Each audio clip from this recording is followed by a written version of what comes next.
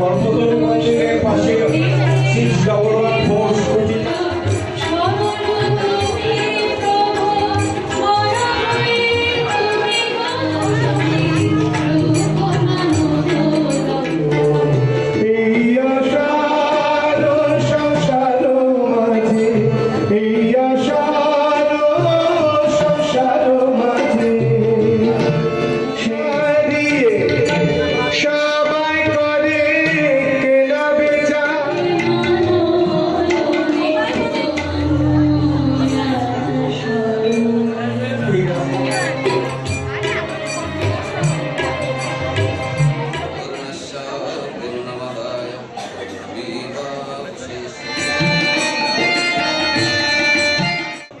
এতটুকু বলবো যে ভগবান ছাড়া কিছু না।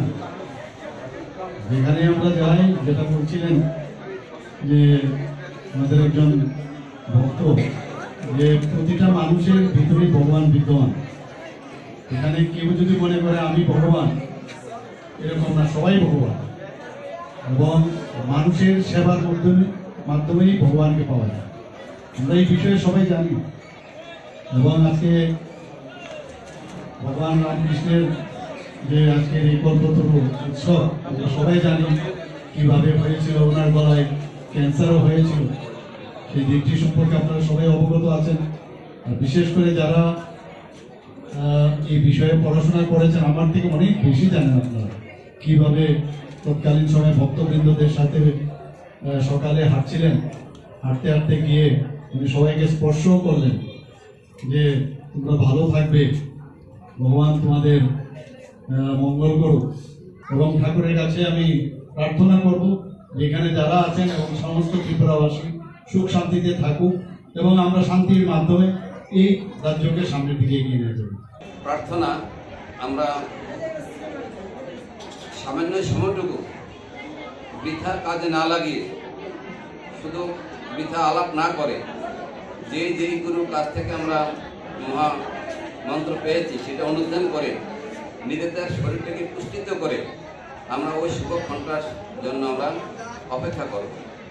ঠাকুর বলছেন এই যে বনের বাঘ, সে তো একবারেই যখন আমাদেরকে আক্রমণ করলো সাথে সাথে তার প্রাণবায়ু বেরিয়ে গেল, আর বিশেষ কষ্ট তার পেতে হয়নি।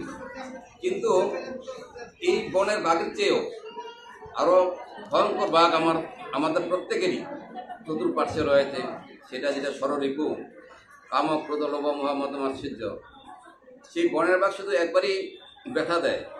আর এই যে বনের বাঘ যেটা বললাম ঠাকুরের ভাষা আর কি, সেটা পুরোপুরি আমাদেরকে খাচ্ছে। কাজে সেই ব্যথা যাতে আমাদের অনুভূত না হয়, সেই জন্য কী করতে হবে?